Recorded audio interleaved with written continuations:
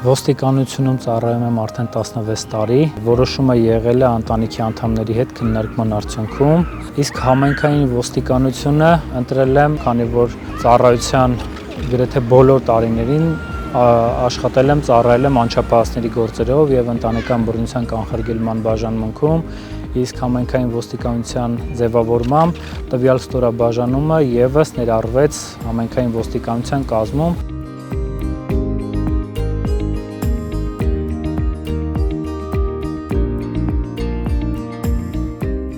Այսօր նախաձեռնել ենք հանդիպում Արտաշատ քաղաքի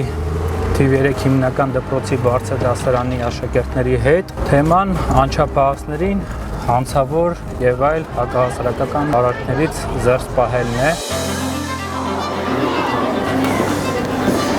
Բարև ձեզ երեխաներ։ Անչափահասների հետ հանդիպումների ընթացքում հիմնականում խոսում ենք իրենց իրավունքների, իրազեկվածության բարձրացմանը վերաբերող թեմաներից, տարբեր այլ իրավական թեմաներից, ինչու չէ նաև ընտանեկան բռնությունից, անչափահասի նկատմամբ բռնությունից, անչափահասների հանցավորությունից։ Անչափահասների հետ շփումներում մենք գործ ունենք դեռևս լիովին չձևավորված անհատականության հետ, հոգեհուզական զգայուն վիճակում գտնվող երեխայի հետ եւ շեշտը դնում ենք այն հանգամանքի վրա, որ սկզբում կարողանանք կայուն կոնտակտ ձևավորել անչափահասի հետ վստահության մթնոլորտ, որպեսզի անչափահասը իրեն հուզող հարցերի եւ խնդիրների մասին մեզ ազնիվորեն եւ ամբողջությամբ առանց որևէ դետալ թաքցնելու պատմի։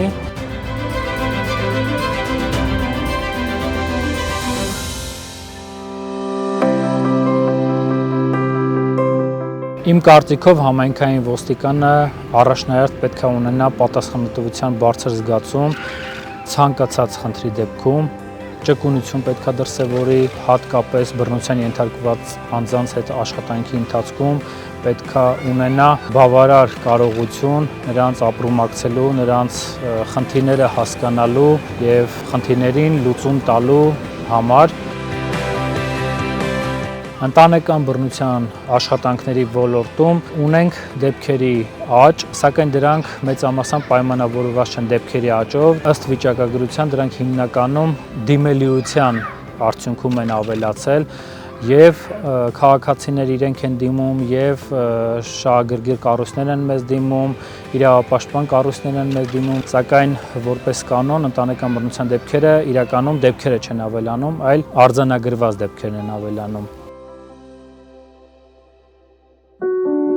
Ատեստավորման պրոցեսի ներդրումը ոստիկանության համակարգում շարունակական դրական ազդեցություն է ունենում։ Ես ինքս ատեստավորման առաջին փուլի մասնակից եմ, հաղթահարել եմ ատեստավորման քննությունները, որի արդյունքում եւ կյանքի որակը եւ սոցիալական երաշխիքները ավելի բարելավվել են, ինչի արդյունքում հնարավոր է ավելի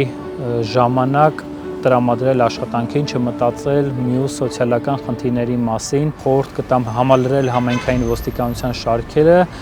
ինչու՞ չէ կանգնել նաև համայնքի կողքին, բնակչության կողքին, պետության կողքին։